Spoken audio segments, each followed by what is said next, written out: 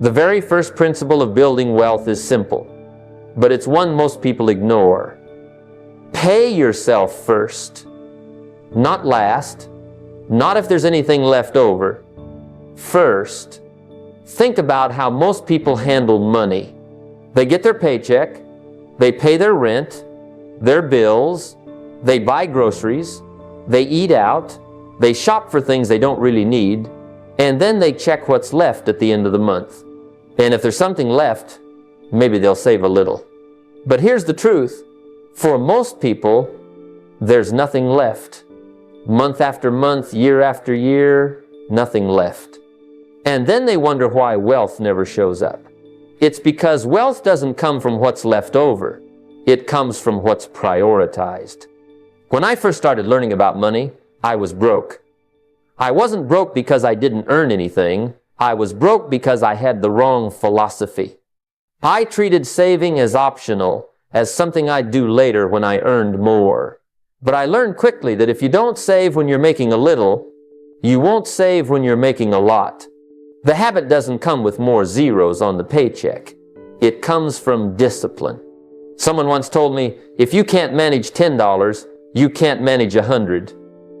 If you can't manage 100, you won't manage 1,000. They were right. Money doesn't change you. It magnifies you. And if your habit is to spend first and think later, more money will only magnify that. So the solution is to flip the order. Pay yourself first. Treat it like a bill you owe your future. If your electric company sends you a bill, you don't say, well, let me see if there's anything left at the end of the month, and maybe I'll pay it. No, you pay it first, because you know the lights will go out if you don't. Treat your savings with the same seriousness. Automate it if you have to. The moment your paycheck hits your account, have a portion, 10%, 5%, whatever you can manage, automatically move to a separate account. Don't touch it. Don't think about it. Don't debate it. Just let the system work. At first it feels small. You look at your savings account and think, this won't change my life. But remember, wealth is not built in one stroke. It's built through habits. That little bit set aside consistently does two things. It grows quietly, steadily, with the power of time and compounding, and it trains your mind. It shifts your identity from someone who hopes to save to someone who is a saver. That changes everything. Wealth doesn't come from leftovers. It comes from discipline. So pay yourself first and let the habit of saving become the foundation of your financial freedom. Wealth is not a lottery ticket. It's not a stroke of luck, and it certainly isn't the result of chance.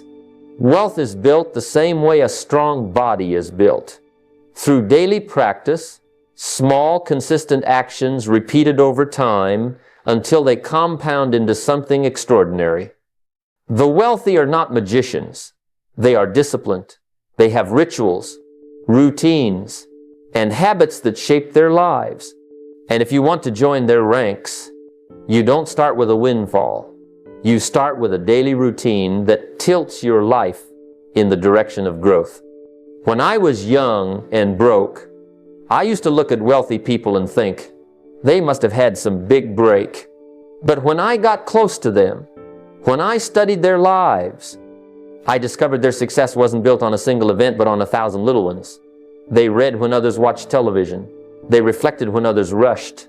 They saved when others spent. They built when others complained. And the compound effect of those choices created lives of freedom and abundance. So let me be practical here. Build a wealth routine that you follow every single day. Start with learning. Just 30 minutes a day of reading, listening, or studying can change your life over the years.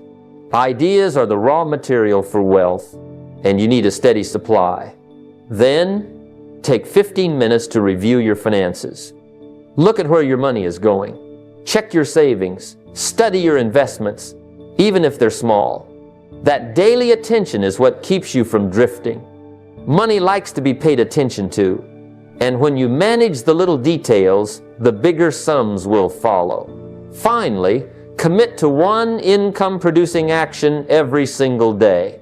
Make a call, send a proposal, create a piece of value, meet a potential customer, something that pushes your income forward. Do it daily, not once in a while. At first, this routine feels simple, almost too simple. But here's what I've learned. Success is built on simple things done consistently. Miss a day of learning, and it won't matter much. Miss a day of financial review, and you'll survive. Skip an income-producing action, and you won't feel it immediately. But stack those misses together, and a year goes by with no progress. On the other hand, stick with the disciplines daily, and you'll be amazed how quickly momentum builds. Wealth is not created in the leaps, it's created in the steps. Build your daily disciplines, guard them like treasure, and watch how they quietly transform your future. One of the greatest lessons I ever learned about money is the value of staying liquid. Too many people make the mistake of thinking cash in the bank is wasted money, that is just sitting there doing nothing. But let me tell you, cash is not laziness. Cash is security. Cash is flexibility. Cash is power. Emergencies don't wait until you're ready, and opportunities rarely give you advance notice. If you're strapped, if every dollar is tied up, you'll miss both. The wealthy understand this truth deeply. That's why they keep reserves. They don't tie up every dime. They keep enough liquid so that they can move quickly when life demands it. I remember in my early years, there were times when I had no reserves at all. One car breakdown, one hospital bill, one unexpected turn, and I was on my knees scrambling. It wasn't just the money I lacked, it was the confidence. There's nothing more unsettling than knowing you're one crisis away from collapse. But once I began to build a cash cushion, even a small one at first, something inside me shifted. I wasn't constantly on edge. I could breathe, I could think, and eventually, I could act when opportunity knocked. You see, opportunities are only valuable if you can say yes to them. And sometimes the only difference between the wealthy and those who struggle is that the wealthy had cash ready when the chance appeared. Maybe it's a business deal. Maybe it's a discounted property. Maybe it's the chance to invest in a friend's idea. Most people can only look and wish because their money's already spent. But the one who stays liquid can step forward and participate. That's not luck, that's preparation. Now, I'm not saying you should hoard cash and never invest. That would be the other extreme. Money is meant to work, but there's wisdom in balance. Keep a portion always available. Your reserves. Think of it like oxygen. You don't notice the air around you until you can't breathe, and then suddenly it's the only thing that matters. Cash reserves work the same way. When you need them, nothing else matters more. So make it your practice to build liquidity. Even if you start with a modest emergency fund, nurture it, protect it, add to it consistently. Let it be the foundation under your feet, the cushion that protects you, and the springboard that allows you to leap when opportunity arrives. Cash isn't laziness, it's readiness. And readiness is the true mark of someone on the path to wealth. One of the biggest differences I've noticed between those who succeed and those who stay stuck is speed of action. Successful people act quickly on good ideas. They don't wait for every star to align or for the timing to be perfect because they know perfect timing never comes. If you sit around waiting for the right mood, the right day, or the right conditions, chances are the idea will grow cold, and cold ideas rarely become wealth. Wealth is born when ideas move from thought into action. I learned this lesson the hard way. Early on, I used to have all kinds of ideas. I'd talk about them, dream about them, even share them with friends, but most of them never left the conversation stage. And you know what I discovered? Ideas without action don't pay bills. They don't feed families.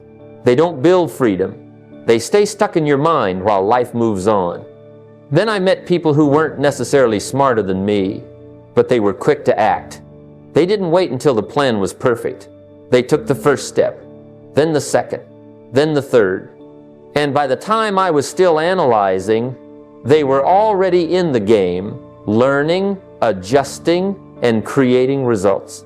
So let me urge you, don't let your good ideas evaporate.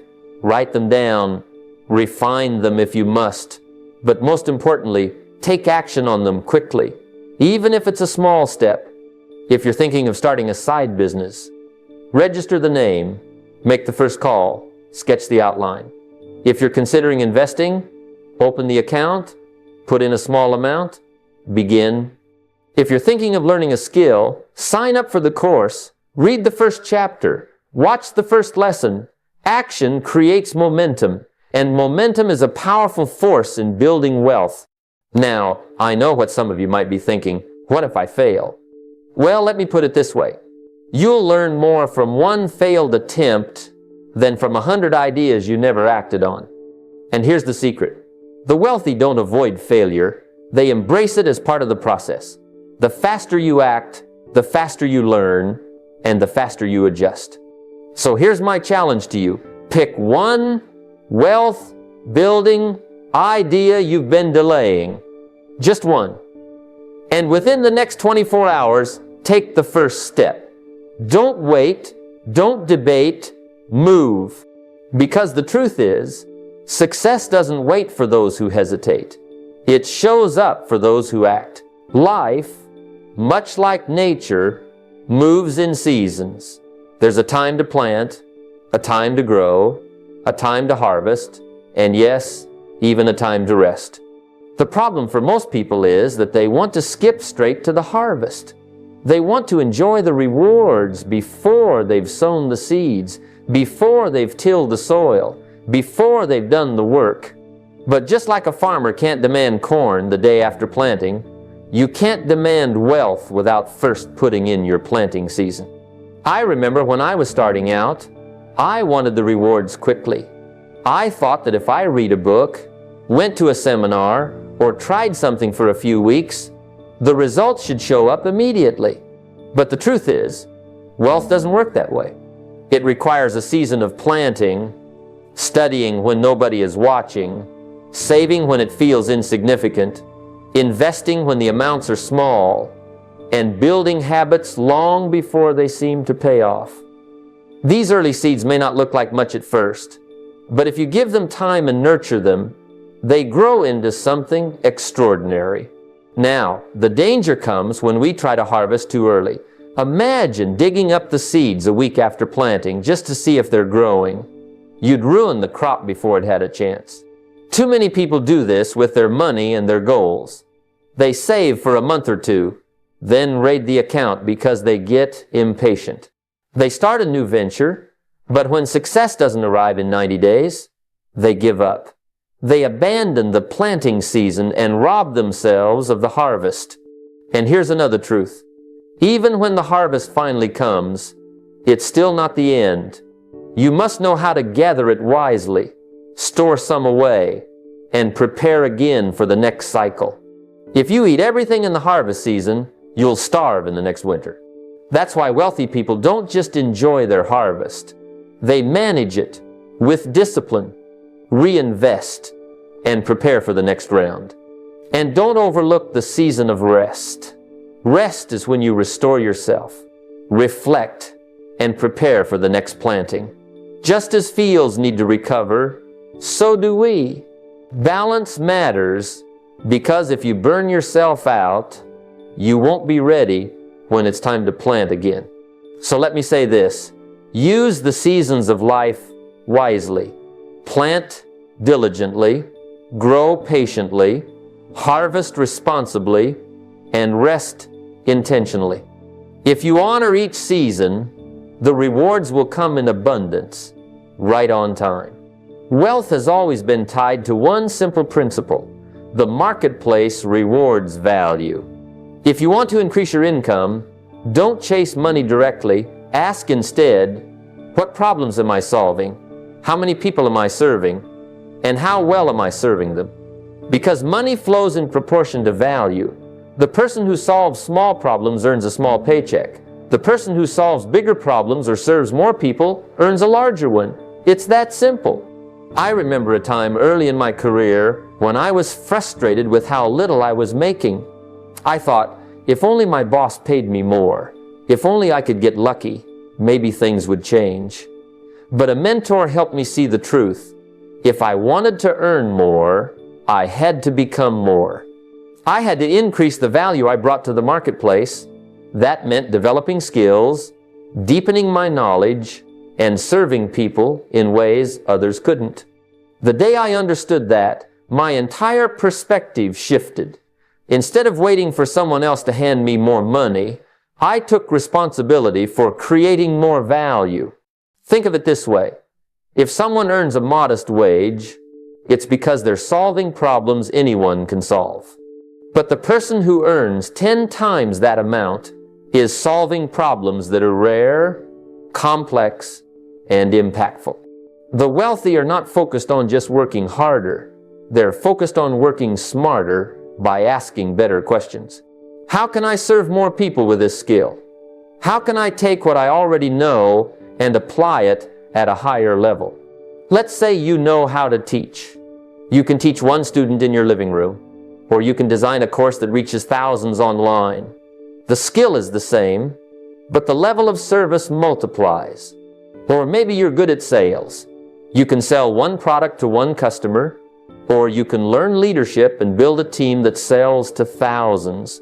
The marketplace doesn't just pay for effort, it pays for results. So if you want to earn more, stop looking at your paycheck and start looking at your contribution. Identify one skill or service you can sharpen that truly solves a problem people care about. Commit to improving it every single day. Then look for ways to expand your reach. The more people you serve and the bigger the problems you solve, the more inevitable wealth becomes. Because in the end, money is simply the shadow of value. It always follows where service leads.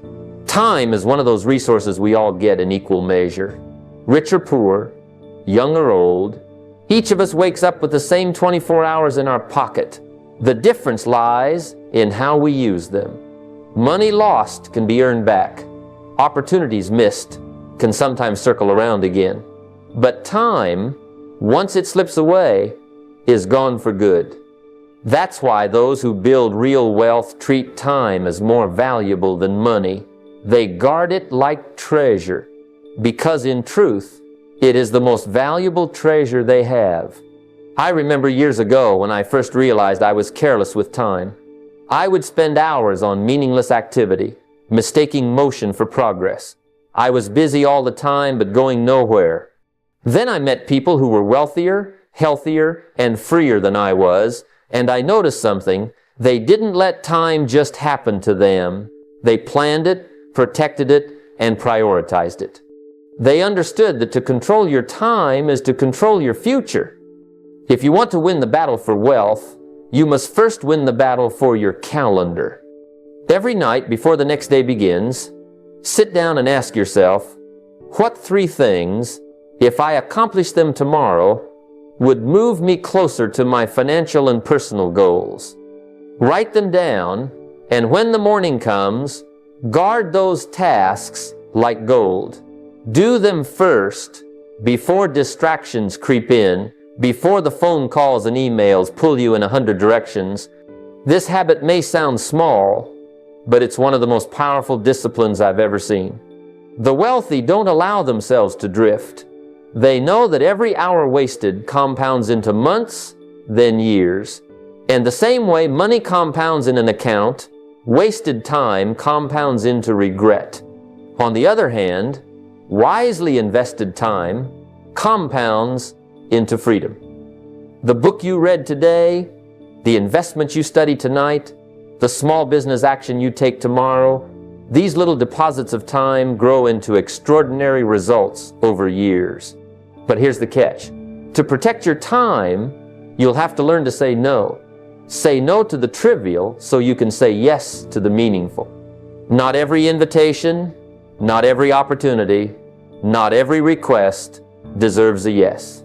Remember, every yes is also a no to something else.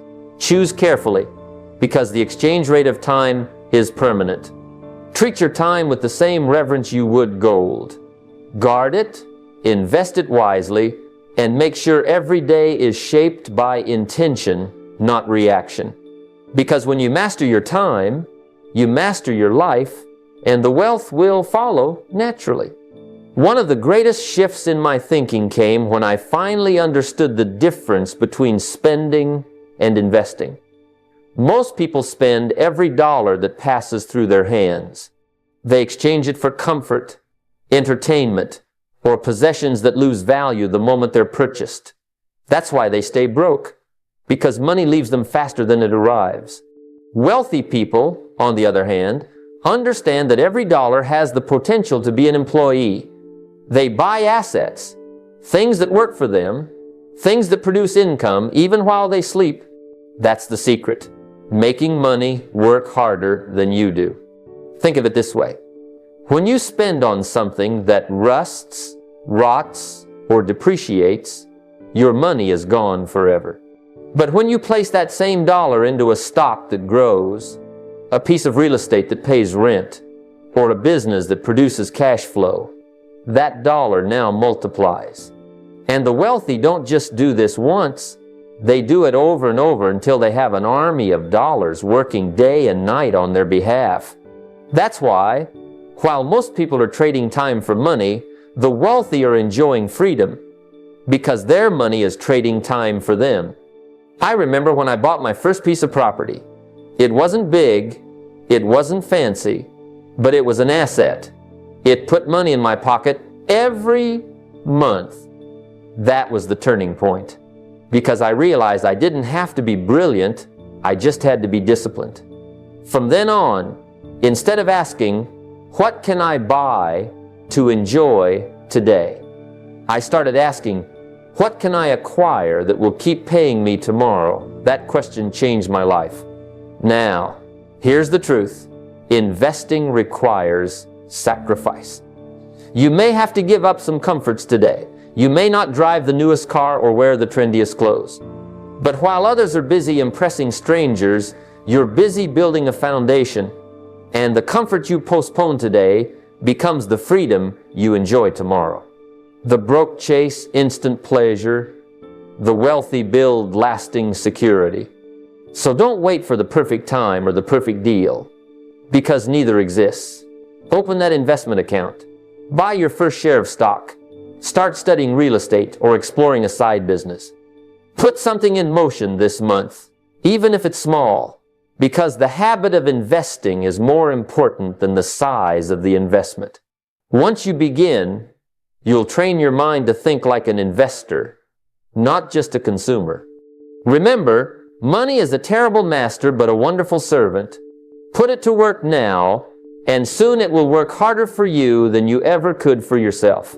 One of the most powerful lessons I've ever learned about building wealth is this: emotions and money don't mix well. If you let fear or excitement take the wheel, your financial car will end up in the ditch. Fear causes people to sell investments the moment the market dips, locking in losses instead of waiting for the recovery. Excitement causes people to buy shiny toys they don't need, draining the very resources they could have invested. Wealth isn't destroyed by lack of opportunity. It's destroyed by poor decisions made in the heat of emotion. The wealthy have a secret weapon, and it's not just knowledge, it's emotional control. They pause before acting. They ask themselves, is this decision wise, or is it just emotional? That pause, that gap between feeling and acting, is where fortunes are saved and grown. I can't tell you how many times I've seen people make money only to lose it faster than they earned it. Not because they lacked intelligence, but because they let their impulses dictate their choices. I remember the first time I made a business deal purely out of excitement. It looked good, it sounded good, and the people involved were persuasive. I didn't sleep on it, I didn't run the numbers carefully, and I certainly didn't ask enough questions. Within months, the deal collapsed, and I lost money I could have protected if I'd just taken a breath and thought it through. That was a painful but necessary tuition I paid to the School of Experience. From that day on, I developed a simple rule: never make a major financial move in the heat of the moment. One of the best practices I discovered is the 24-hour rule. Anytime you're about to spend a large amount of money or make a significant investment, pause for a full day, let the emotion cool off, then look at it logically. Ask yourself, does this align with my long-term goals? Am I doing this because it makes sense or because it feels good in the moment? That one habit has saved me and many others from countless costly mistakes. Here's the truth. Emotions are temporary, but financial consequences are permanent. That car that feels thrilling to buy will soon feel like a burden when the payments pile up. That panic-driven sale may rob you of gains that patience would have delivered. Train yourself to respond, not react. Slow down, think clearly, and let discipline lead the way. The wealthy don't avoid emotions. They simply refuse to let them run the show. And if you can learn to master this one discipline, you'll protect your wealth, your peace of mind, and your future. One of the clearest differences I've noticed between those who struggle with money and those who master it is their attitude toward learning. The broke believe education ends when school ends. The wealthy believe education is a lifelong journey. They understand that their income rarely surpasses their personal growth, and that the more they know, the more doors open. Knowledge has a way of multiplying, earning, because it sharpens your judgment, expands your creativity, and gives you tools to seize opportunities others don't even see. When I was young, I thought I was done learning after high school. But as the years passed, I realized something. My bank account was a reflection of my ignorance. The moment I picked up books on finance, personal development, and business, my results started to change. I remember sitting in a small seminar years ago, skeptical but curious. The speaker shared principles that lit a fire in me, ideas about discipline, investing, and service. Those few hours shifted the entire trajectory of my life. That experience taught me that a single new idea, learned and applied, can be worth a fortune. The wealthy build routines around learning. They read daily, even if just 10 pages. They listen to audio programs in the car, turning drive time into learning time. They attend seminars not just for information, but for inspiration and connection. They seek mentors, knowing that wisdom gained from someone else's decades of experience can save them years of mistakes. They treat learning like an investment that pays dividends for life. And they're right, because knowledge compounds faster than money. Think about this. The market rewards value, and value comes from skill and insight. If you increase your skills, you increase your value. If you increase your value, you increase your income. It's that simple. The books you read today, the podcasts you listen to this week, the seminar you attend this quarter, those are seeds. And when planted consistently, they grow into opportunities, ideas, and strategies that others miss. So here's a simple plan. Read 10 pages of a financial or personal growth book every day. That's over 3,600 pages a year, the equivalent of a dozen books. Listen to one podcast a week and let new voices challenge your thinking. And at least once a quarter, get into a room where ideas are being taught live. The energy, the people, and the concepts you'll encounter can shift your thinking in ways nothing else can. The truth is, wealth doesn't just chase money, it chases knowledge. If you stay hungry for learning, you'll never run out of ways to grow, to serve, and to earn. Because the mind once expanded by new knowledge, never goes back to its old dimensions. Wealth, in its highest form, is not measured by what you accumulate, but by what you contribute. The true test of success is not just what you have while you're here, but what remains when you're gone. The wealthy understand this. They think beyond the span of their own lifetime and ask, what can I build that will outlast me? What can I create that will keep serving long after I'm gone? That's legacy. And legacy is the final stage of wealth. For some, legacy might be building a business that creates opportunities for others, something that continues to grow and provide value even after they've stepped away. For others, it may be a foundation that funds causes they care about. For many, it's much closer to home, teaching their children the principles of discipline, savings, and service, so that the next generation doesn't have to start from scratch. Wealth isn't just about numbers, it's about values. And when you pass those values along, you've given a gift greater than any dollar amount. Contribution also changes something inside of you. When you give, you affirm to yourself that you have more than enough. It's a declaration of abundance. Most people live with a scarcity mindset, holding tight to every dollar, afraid there won't be enough. But giving reverses that thinking. When you set aside a portion of what you earn for others, you're training your mind to see yourself as a person of plenty, not of lack. And abundance attracts more abundance. It's a principle that works every time. I remember when I first started earning more than I needed just to survive. It was tempting to keep it all for myself. After all, I had gone without for so long. But then I realized that real wealth wasn't in what I held, it was in what I shared. When I mentored someone and saw their business take off, when I helped a family in need, when I supported a cause that mattered to me, the return I received was far greater than what I gave.